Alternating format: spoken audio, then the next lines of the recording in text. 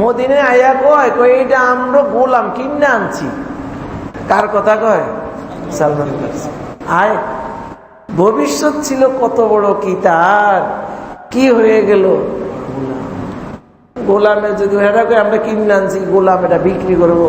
এখন এ যদি কয় ভাই আমি রাজপুত, আপনাদের কথা শুনলেন বেচা যাইব? গোলাম তো মাসাল্লাই কত কথাই কইতে পারে, গোলামের কথা বেচা যায় না। কৃত দাস, তার কথা বেচা যায় না। সে বেচা যায়, তার কথা বেচা যায় না। বাস উনি কিচ্ছু বলেন নাই, চুপচাপ। আরে গোলাম হই হই, সমস্যা কি? মদিনায় তো থাকা হবে, ঠিক না? আল্লাহ রাসূল তো এখানেই আসবে, আমার তো এখানে তো থাকা।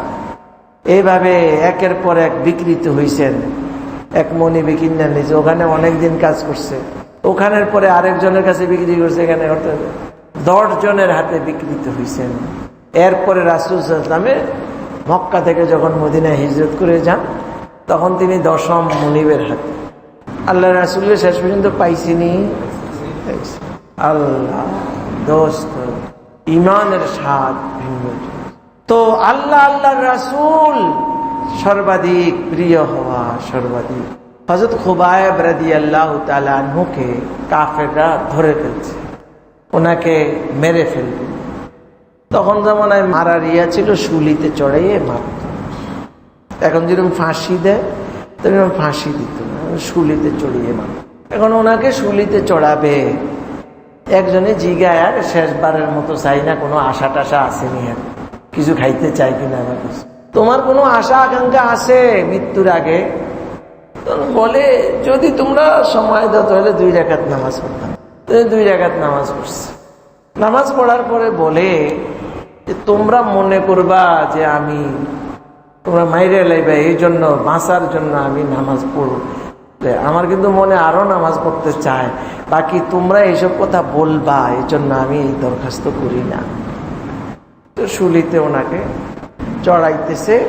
ঠিক এই মুহূর্তে একজনে বলতেছে, খুবাইব তোমার জায়গায় যদি মুহাম্মদ হতো কেমন হতো? কি বলতেছে? তোমার জায়গায় যদি মুহাম্মদ হতো, মানে তুমি বেঁচে যাইতে আর মুহাম্মদ শুলি বিদ্ধ হয়েছে মারা যেত। তখন খুবাইব জবাব, আরে কি বলো তুমি? মুহাম্মদুর রাসূলুল্লাহের জীবন প্রশ্নই আসে না। আরে আমার জীবনের বিনিময়ে, আমার জীবনের তার শরীরে একটা কাঁটা লাগবে, এর বিনিময়ে আমি মুক্তি পাবো, কোশ্চেনকালেও সম্ভব নয়, কোশ্চেনকালেও সম্ভব। যায়েদ ইবনে দাসেনা এরকম আরেকজন সাহাবী, তাকে এরকম তারা পাকড়াও করে ফেলছে, মেরে ফেলবে নিয়ে। তো সে কি এরকম প্রশ্ন করছিল মারার আগে দিয়ে, তিনি ঠিক এরকমই জবাব দিয়েছে যে আমার জীবনের বদলে একটা কাঁটা লাগবে তার গায়ে, মুহাম্মদের গায়ে, এটা তো কোশ্চেনকালে সম্ভব। ফাইন্না আবি ওয়া ওয়ালিদাতি ওয়া ইরজি লিরজি মুহাম্মাদিন মিনকুম বিকাউ ফাইন্না আবি ওয়া ওয়ালিদাতি ওয়া ইরজি। একজন সাহাবী হযরত হাসান ইবনে সাবিত রাদিয়াল্লাহু বলেন, ফাইন্না আবি ওয়া ওয়ালিদাতি ওয়া ইরজি লিরজি মুহাম্মাদিন মিনকুম বিকাউ। শুধু আমি না, আমার মা বাবা 14 গোষ্ঠী, আমার ইজ্জত সম্মান যত কিছু আছে সবকিছু। ও কাফেরেরা, তোমাদের থেকে মুহাম্মদুর রাসূলুল্লাহ ইসলামের হেফাজতের জন্যে, তাকে তার সংরক্ষণের জন্যে আমার বংশধর 24 গোষ্ঠী, আমার সয় সম্পত্তি যত কিছু আছে, ইজ্জত সম্মান সব কিছু আছে, সদা প্রস্তুত, প্রস্তুত। ইন্না আবি ওয়া ওয়ালিদাতি ওয়া ইরজি লিরজি মুহাম্মাদিন মিনকুম বিকাউ।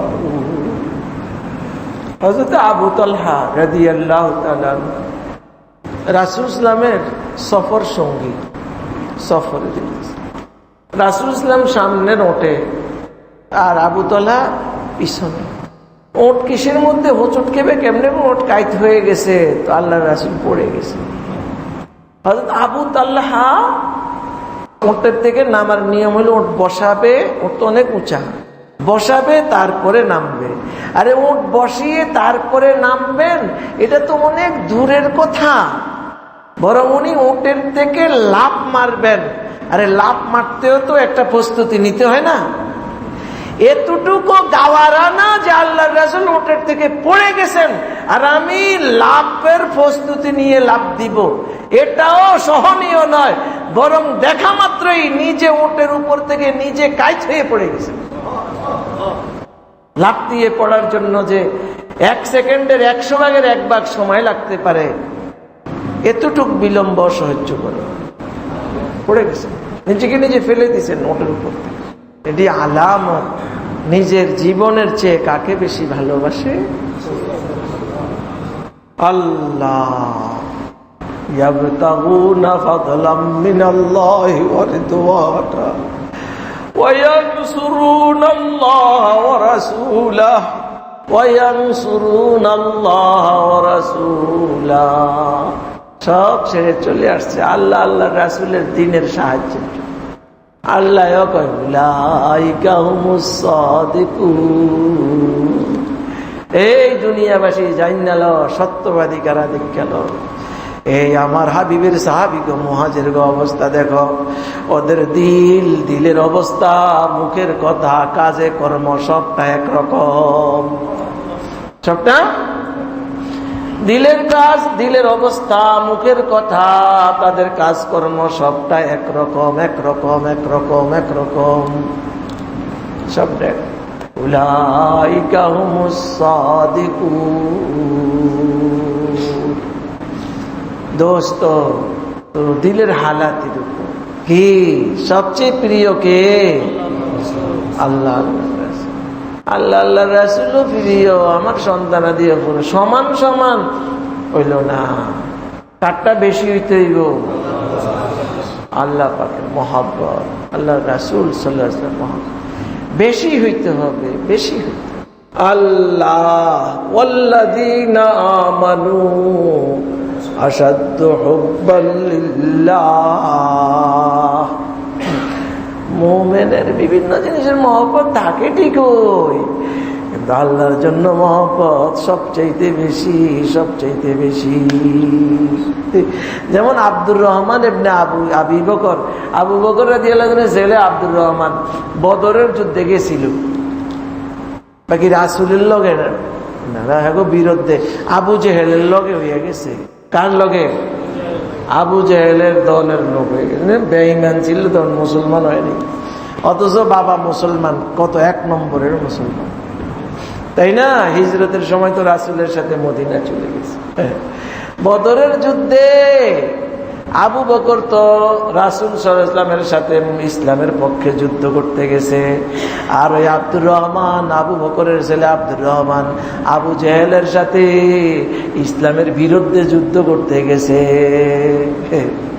তো চলছে যুদ্ধ, যা হওয়ার হয়েছে জানেন ঘটনা। এর অনেক দিন পরে যুদ্ধ শেষ হয়েছে, আরো কত ঘটনা। এরপরে আবু বকর, আব্দুর রহমান না আবু বকর কি হয়ে গেছে?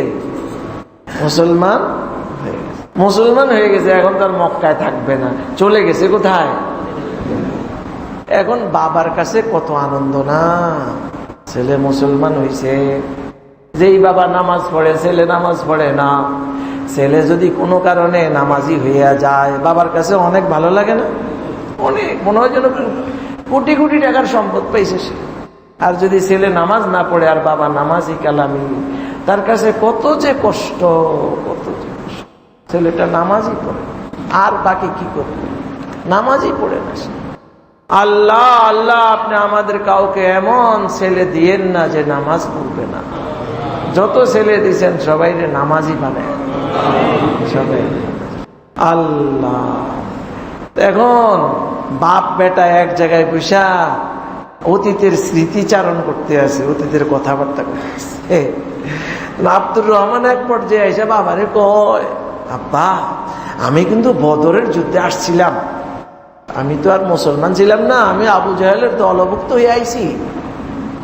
আমি ওখানে এসে সুযোগ পাইছিলাম, আপনাকে দেখছি, আমার হাতে সুযোগ ছিল, আমি ইচ্ছা করলে আপনারে মাইরে নিতে পারতাম, কিন্তু মারি নাই। শুধু এই জন্য আপনি আমার আব্বা, তো বাবা হিসাবে একটা টান আছে, মহব্বত আছে। এই পিছু টান, এটার কারণে আপনার উপরে আমি তরবারি উঠাইতে পারি নাই, উঠাই নাই।